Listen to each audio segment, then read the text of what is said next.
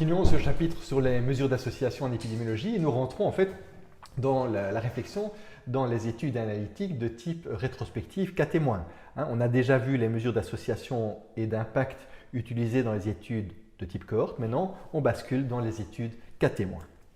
Et donc, dans une étude cas témoin, on va calculer ce qu'on appelle un rapport de cote. Donc c'est un peu différent du risque relatif, puisque malheureusement, dans ce type d'étude où on part des malades, des non-malades et on va chercher rétrospectivement leur exposition, c'est impossible de mesurer des incidences. Donc on ne sait pas calculer les incidences chez les exposés, chez les non-exposés, comme on l'a fait tout à l'heure. Donc on doit calculer des cotes et donc des rapports de cote qu'on appelle aussi des odds ratios. Et donc le odds ratio, c'est A fois D sur B fois C. Donc c'est la cote des exposés sur la cote des non-exposés. Je prends donc le cas particulier pour vous expliquer ce rapport de cote. C'est donc une mesure de la force de l'association entre une exposition et la survenue de l'événement. Et on va utiliser ce rapport de cote essentiellement donc dans les études rétrospectives cas témoins, mais on va aussi les utiliser dans les études transversales, lorsque dans une étude transversale, vous allez mesurer des associations. Donc, vous n'avez pas calculé a priori des risques relatifs, vous allez plutôt calculer des odds ratios. Et donc, on va tracer une étude, une table 2x2, et donc dans cette étude cas témoin, donc voilà comment on calcule, je dirais, les cotes. Donc, on a les cas, les témoins, les exposés, les non exposés.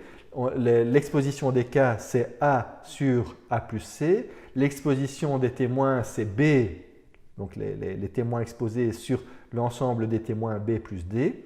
Et donc on va mesurer à la fois la fréquence d'exposition chez les cas et chez les témoins. Et on va calculer la cote chez les exposés, A sur B, et la cote chez les non exposés, C sur D. La cote en tant que telle ne sert à rien. Mais le rapport de cote permet d'évaluer la liaison entre l'exposition et la maladie dans une étude cas témoin. Et ce rapport est appelé donc rapport de cote ou le odds ratio. Je prends l'exemple d'une étude sur les facteurs, je dirais, de risques environnementaux et la maladie de Parkinson. C'est une étude publiée dans une revue de neurologie en 1997. On est bien dans une étude cas témoin dans laquelle on va calculer le rapport de cote. Et voilà donc la répartition des malades. 31, 89, 120 malades atteints de la maladie de Parkinson. Voilà la répartition des témoins. 22, 218, donc 240 témoins donc non atteints de la maladie. Et voilà rétrospectivement les facteurs d'exposition au paraquat, qui est un pesticide utilisé. Et donc voilà comment se répartissent les exposés chez les malades et chez les non-malades. Et donc vous allez calculer le rapport de cote, c'est A fois D sur B fois C. Donc c'est 31 fois 218 sur 22 fois 89. Le rapport de cote est de 3,45. Donc les malades, donc les personnes atteintes de maladie de Parkinson, ont un risque de 3,45 fois supérieur d'avoir été exposés antérieurement aux pesticides au paraquat que les témoins. Et donc, on va interpréter cet odds ratio en fonction, je dirais, de sa force. Et si votre odds ratio est égal à 1, c'est qu'il n'y a pas d'association entre l'exposition et la maladie. Si votre odds ratio est supérieur à 1, c'est que l'association est positive. Et donc, le risque de maladie est plus fort chez les sujets exposés que chez les sujets non exposés. Donc, vous voyez qu'on interprète le odds ratio un peu comme le risque relatif, même si, in fine, le risque, c'est le risque d'avoir été exposé antérieurement si on est malade par rapport à des témoins. Le odds ratio est inférieur à 1 lorsque l'association est inverse, c'est-à-dire que le risque de maladie est moins fort chez les sujets exposés que chez les sujets non exposés. Et donc, comme pour le risque relatif, si votre odds ratio est inférieur à 1, votre facteur d'exposition devient un facteur protecteur. Et puis alors, on va aussi calculer les intervalles de confiance autour de cette mesure d'association qu'est le odds ratio. L'intervalle de confiance à 95%, c'est égal à odds ratio sur exposant 1 plus ou moins 1,96 sur racine du chi carré.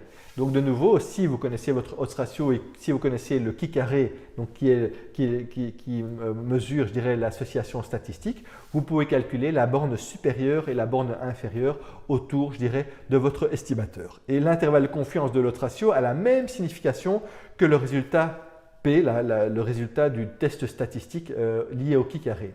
Et si P, la valeur P est supérieure à 0,05, donc le test est non significatif, alors l'intervalle de confiance à 95% autour du odds ratio contiendra la valeur 1. Donc de nouveau, comme pour le risque relatif, si la valeur 1 se trouve dans l'intervalle de confiance, vous savez par défaut que l'association n'est pas statistiquement significative. Par contre, si la p-valeur est inférieure à 0,05, il y a une vraie association statistique, alors l'intervalle de confiance autour du odds ratio n'inclura jamais 1, donc exclura la valeur 1. Et l'intérêt du calcul des mesures d'association est de donner la force de l'association épidémiologique, le sens et le degré de signification de l'association, alors que le test chi-carré, la valeur P, ne donne que le degré, je dirais, de signification statistique de l'association.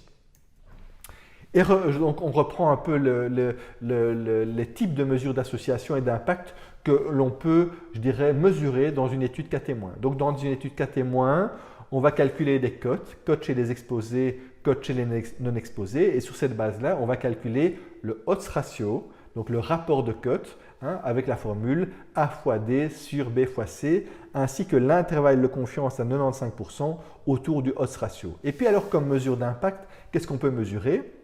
Chez les exposés, le risque attribuable ne peut être estimé. En général, vous savez qu'on ne calcule pas d'incidence dans les études cas témoins, donc on ne peut pas fondamentalement calculer un risque attribuable. Par contre, on peut calculer une fraction étiologique du risque chez les exposés, qu'on appelle aussi risque attribuable en pourcentage. On le calcule comment? C'est le odds ratio moins 1 sur le odds ratio. Ou de façon approximative, on peut estimer que le odds ratio s'approche du risque relatif si on calculait plutôt un risque relatif, mais quoi qu'il en soit, on peut estimer la fraction étiologique du risque relatif par cette formule odds ratio moins 1 sur le odds ratio. Dans la population, le risque attribuable de population ne peut pas être estimé au même titre que le risque attribuable. Par contre, on peut calculer une fraction étiologique de risque de population où on va calculer ça avec la formule suivante. C'est PE, la proportion d'exposés dans la population, fois odds ratio moins 1 sur PE fois odds ratio moins 1 plus 1. Voilà donc cette formule qu'on ne va pas beaucoup utiliser en épidémiologie opérationnelle parce que cette fraction étiologique de risque, on va surtout l'utiliser dans les études de cohorte, mais on peut quand même essayer de faire l'estimation dans les études cas témoins. Je prends un exercice d'une étude cas témoin où je mesure, ou je ne mesure pas, mais j'ai des cas et des témoins liés à l'infarctus du myocarde dans la plus grande ville de Finlande. L'incidence de l'infarctus du myocarde est plus grande en Finlande qu'en Suède et cette étude a été organisée à Stockholm parmi les hommes d'âge moyen qui avaient été victimes d'un infarctus. Les témoins étaient issus de la population masculine du même âge et étaient indemnes d'infarctus. Des données précises ont été recueillies sur la durée de leur séjour continu en Suède et comment on interprète ces données. En fait, simplement, c'est une étude cas témoin donc, par rapport à l'infarctus du myocarde. Les cas sont des personnes qui ont fait un infarctus, 356. Les témoins sont des personnes indemnes d'infarctus, 887. Et simplement, comme facteur de risque, on a été voir antérieurement qu'est-ce qui s'était passé en termes de séjour, je dirais, en Suède. Est-ce que c'est des gens, des personnes migrantes qui sont depuis un court séjour dans ce pays ou est-ce que ce sont des Suédois d'origine?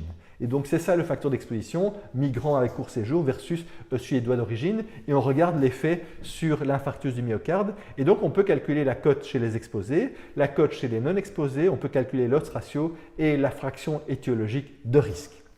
Alors bien sûr, faites-le avant de passer, ou bloquez la vidéo avant de passer à la dia suivante, mais quoi qu'il en soit, on refera ce type d'exercice dans les TP par la suite. Si on s'amuse à calculer rapidement ces indicateurs, mais regardez, donc la cote chez les exposés c'est 0,58, la cote chez les non exposés c'est 0,39, l'odds ratio il est de 1,49 et la fraction étiologique du risque 0,33, ça fait 33%.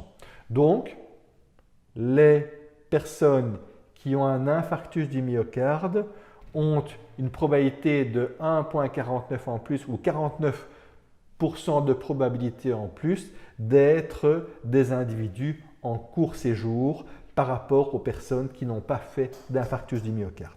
Et si j'interprète la fraction étiologique du risque, si on comprend, je dirais, cette association entre les courts séjours et l'infarctus du myocarde, on pourrait, si le facteur de risque court séjour n'existait pas chez ces personnes exposées, donc si il n'y avait pas ce phénomène de court séjour, on pourrait supprimer jusqu'à 33% d'infarctus du myocarde chez ces personnes qui sont justement en court séjour dans ce pays qu'est la Suède. Je prends un autre exemple, le tableau qui suit, et c'est pour ça que je vous le présente, avec plusieurs catégories, présente les résultats d'une étude cas témoin réalisée pour mesurer l'association entre la consommation d'alcool et l'infarctus du myocarde.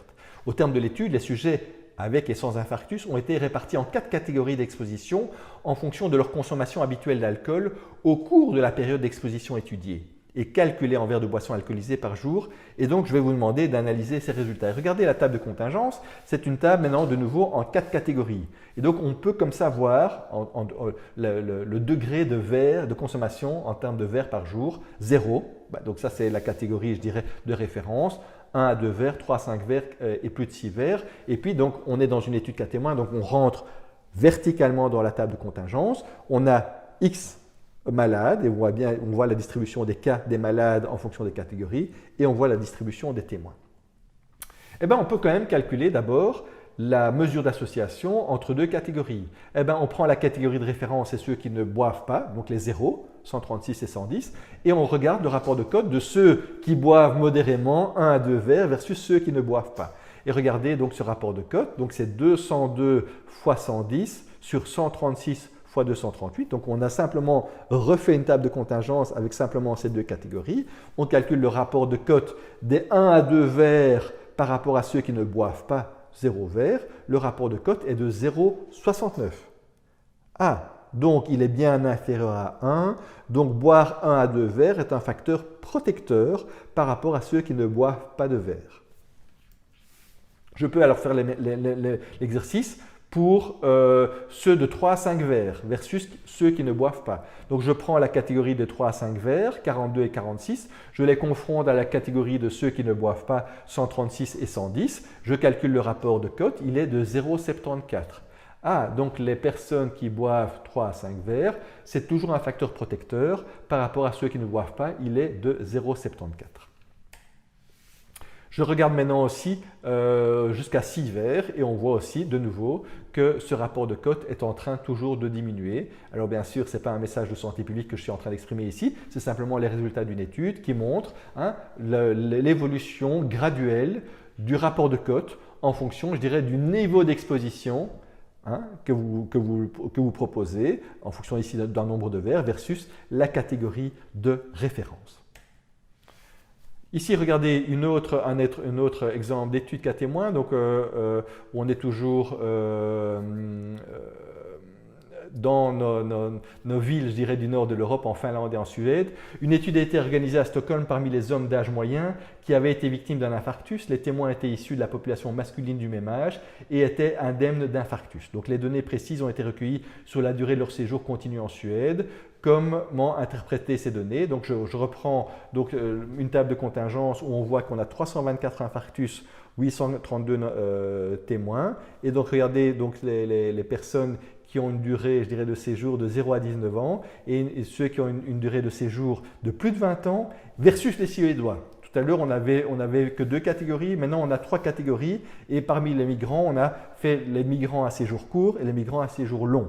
Et regardez donc, et on vous demande de calculer l'odds ratio en prenant comme catégorie de référence les Suédois et de calculer chaque fois le risque de ceux en séjour court et de ceux en séjour long. Et donc, il vous suffit de chaque fois de refaire une table de contingence avec cette catégorie de référence qui sont les Suédois et de calculer chaque fois le odds ratio. Et donc, on voit que pour les personnes qui ont un séjour court, le odds ratio donc de développer un infarctus du myocarde est de 1,82. Et par contre, lorsque le séjour est plus long et donc on s'approche et qu'on ressemble de plus en plus à la catégorie de référence, le risque diminue, il est de 1,07. Voilà ce qui termine, je dirais, notre réflexion et notre compréhension des mesures d'association en épidémiologie. Et donc maintenant, on va avancer petit à petit dans d'autres modules, dont la recherche de causalité, puisque maintenant, on sait calculer, je dirais, l'ensemble de nos indicateurs épidémiologiques.